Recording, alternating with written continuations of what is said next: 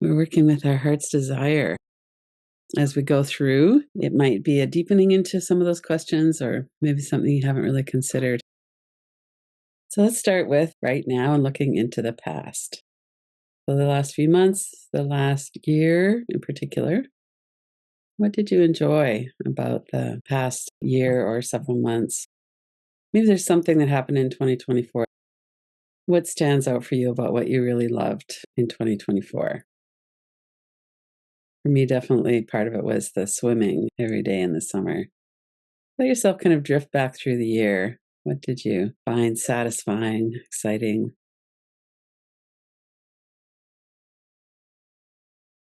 What did you find a little bit hard? What was difficult? Did you have something happen during the year that created more of a burden? Your own health? Maybe it's somebody else. Maybe it's a change in something. We had the results of the US election just a couple of months ago, which is hard for many people and certainly reverberates more than just in the United States. So some of us have really been working with that as well the last couple months of what is on our shoulders. How could we perhaps work with other people in a different way so that we can release, offload those burdens sometimes? And even if we can't really shift those away completely, could we find ways to take a break from them so that we're not as engaged with them? And sit with that for a moment.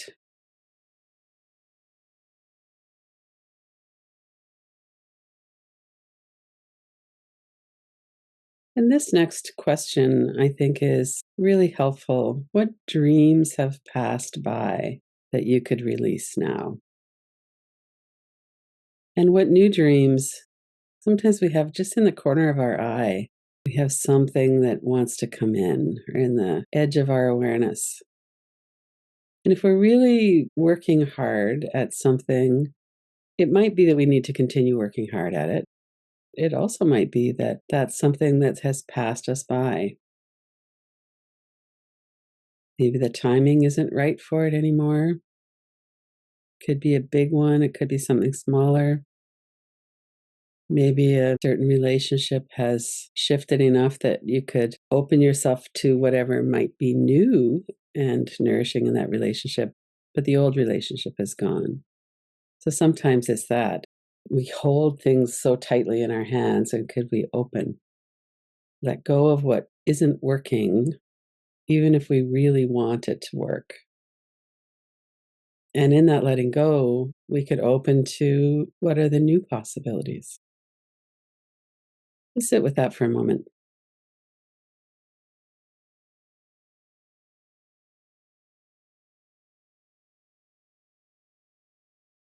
There might be something that we could work on or we could change. It might be something that we could bring in a different way. At my age and fitness, I'm never going to go for a month trek in the Himalayas. It's not going to be something I can do. What is it that we want from our dreams? And how could we get that another way? That might be part of this new dream that we could bring in, this new heart's desire.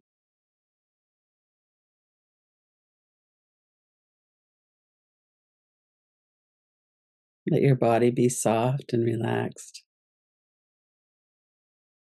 If you're being unkind to yourself, well, if you'd worked harder or whatever that might be, that's not something we need to listen to.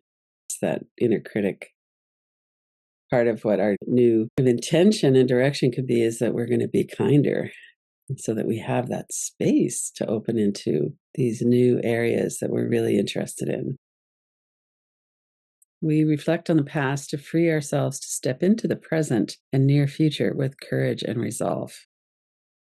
Adventure is another component of this. Would you like to bring more adventure into the new year? And if so, what might that look like? We often think about physical travel and more adventurous job when we think about adventure, but there are other things that we could bring a different engagement to that would also be helpful. Maybe it's more adventurous in relationships, taking a risk to be more authentic. Maybe this is the time that we practice a deeper stillness. We regulate our nervous system and we practice meditation. So, as you're sensing into that, is this the year for a bold move, a big shift, more adventure? What does that feel like in your body? Maybe this is the time to nestle in and rest and reflect. Maybe emerging in the warmer weather of coming spring with more adventure. Maybe letting yourself have a shift into a quieter, more grounded, less adventurous year. There's no right or wrong answer to that. What is your sense of that in your body right now? We'll look at some of these areas. If it's not something that you've considered, or maybe it's something you're already doing, just to let it be in your heart for a moment. How could you be of service in the world this year? Volunteering is an incredible way to make a difference. It's been wonderful for me, I know, in my own life. I've met so many interesting people, but I've also done so many things that I wasn't credentialed enough to be paid for, but I could learn and do them. What sparks your interest? Many big cities have a volunteer center where you can look online and find volunteer opportunities. And it could be something like if you have two languages, maybe that you could volunteer to help people who are new to your community or country learn to speak that language better. There's so many different things. People who work in hospitals as volunteer chaplains or hug babies. So many things we can do that are needed. What might that be for you? Or maybe you already have a pretty heavy volunteer commitment and you're ready to let that move on to somebody else so that you can open to something new or do it in a different way. And this is a big one here for me, and I imagine for a lot of us.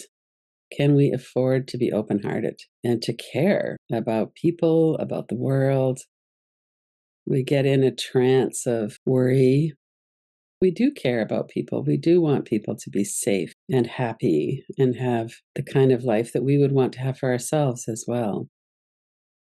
And it can be very difficult to move into connection with people individually, but also globally. How can we have an impact on a lot of the things that are happening in the world? Individually, we can't. And maybe there are ways that we could work with other people. Maybe we need to set a boundary on how much we let in.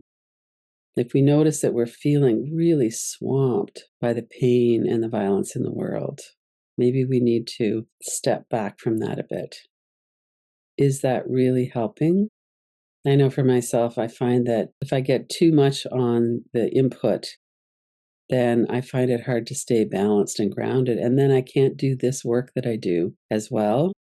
This work is very powerful in terms of healing the world, certainly in terms of my own life. Where's your sense of where you are on that balance? What does it feel like right now in your heart?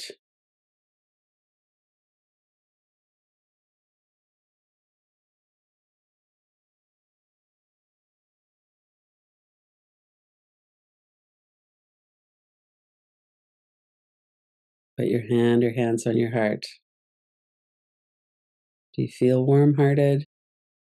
Do you feel like there's a metal plate in front of your heart? We have so many energetic experiences around being open hearted. Activism. If we can cultivate that open heart and the clarity of seeing what's actually here, how can we see the pattern and then really get into that pattern and shift things? So, if we care about social justice, which we all do, and we see things that are happening that are distressing, that are painful, that really make us want to change, be part of the change of something, the most effective we're going to be is if we have our eyes open so we see clearly and we have our hearts open. But where are the patterns, the vulnerability, the opportunities in the pattern? What comes to mind for you?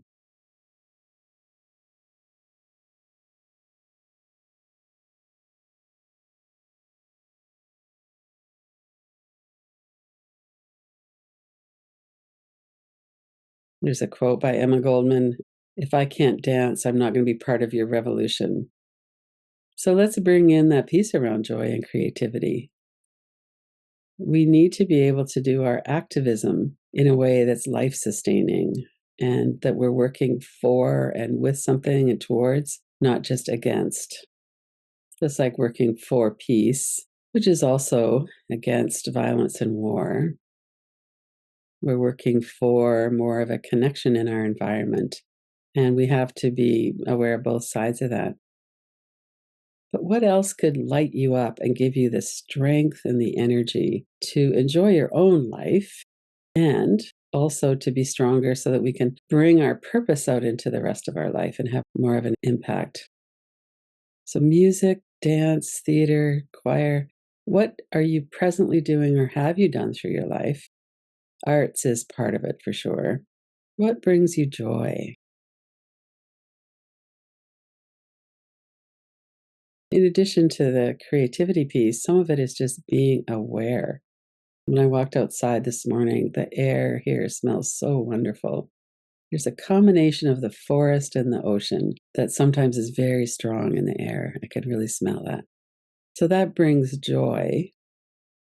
What taps into your creativity, the joy of creativity? It might be the way you decorate your home, or the kind of clothes that you wear, painting. What is it that you feel satisfied as you're doing that? Knitting, crocheting, is that for a lot of people? There's been an interest in that more the last few years. What is that for you?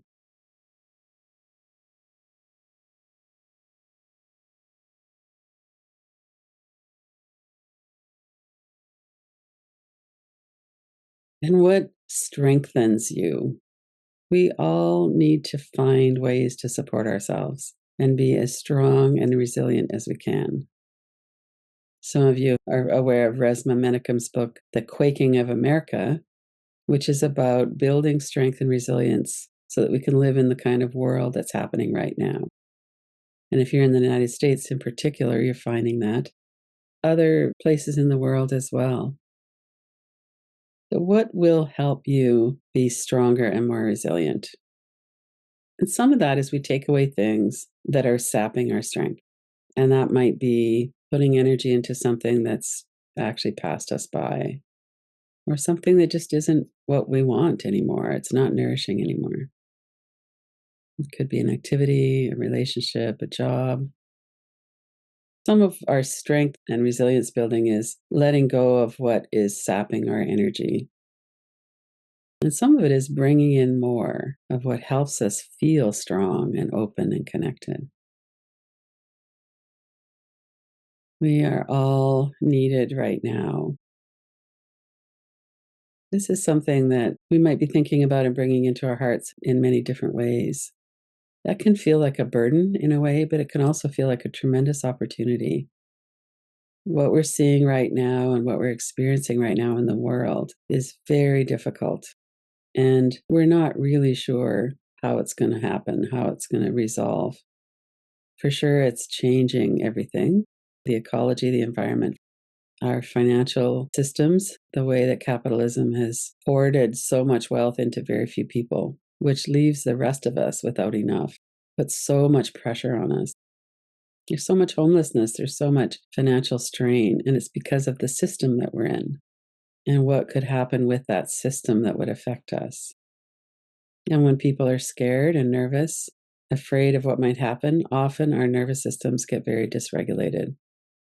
So, our regulated nervous system could be a huge benefit in the world to our own self, for sure, our own life, which is really important. We have the right to be happy, even though there's all of this other stuff going on. We could, with no guilt at all, really work with what would help me to be happier and enjoy my life. And enjoying our life does not mean we're turning our back on everyone else. We need a balance there. I've experienced that as an activist where I just gave everything to it, and at some point I burned out.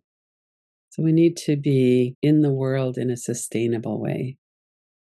What we bring to our own life and what we inspire in others, and the smile that we give someone in the neighborhood or whatever that is, what we do matters, and who we are matters. Let's sit with that for a minute. Notice your body and your breath. There's been a lot of different components of this one inquiry. What is my heart's desire? What do I need to let go of? What could I bring in? What I do and who I am matters. Let yourself feel that in your body.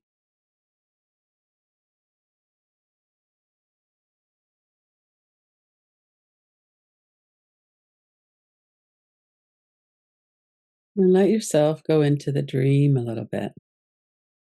What might that look like for you as we're moving into this change of the season? What does it feel like for you as you think about the new year? A lot of things about the new year are going to be the same as they were this year. And yet there's some sense of possibilities, changing directions, shifting a pattern, a little bit of awareness in your body and your breath. Let yourself fully move into that world in your own mind, your visuals. Who will be there? What will you be doing and saying? Let's daydream that for a moment.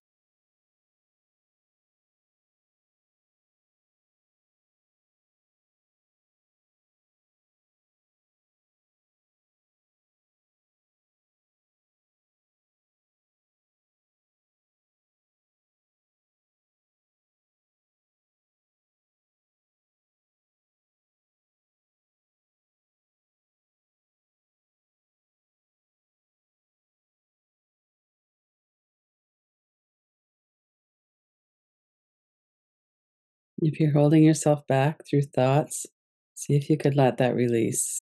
Move right into this as though it is happening right now.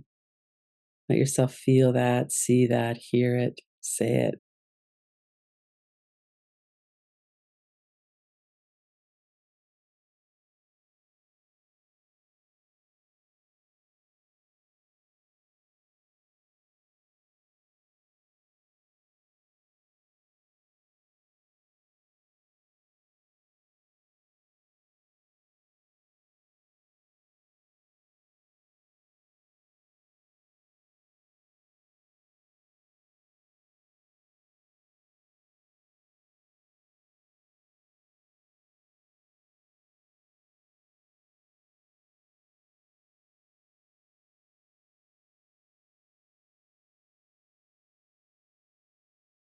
Let yourself bring that to life in your mind.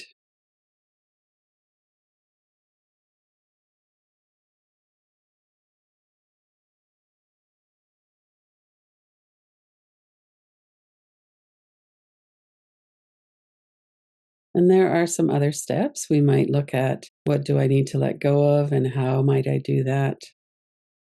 What are the steps that I need to take in order to bring this new vision into reality? So we can also do those steps later. But right now, we're just sensing into that as though it's already true. A year from now, as we're looking back at 2025, we're already there.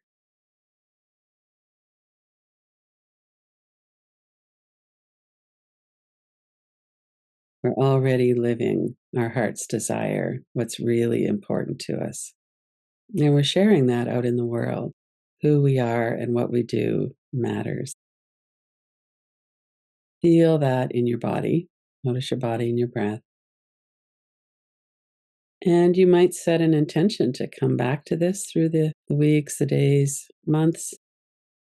Come back to the insights, the wisdom, the knowing. What is your heart's desire? And this might be the year to really move into that. All the work that we've done, regulating our nervous system, working with the inner critic, developing the access to our own wisdom and intuition by not being so hypervigilant, working with our nervous system. And now is the time to move forward. Let yourself feel that.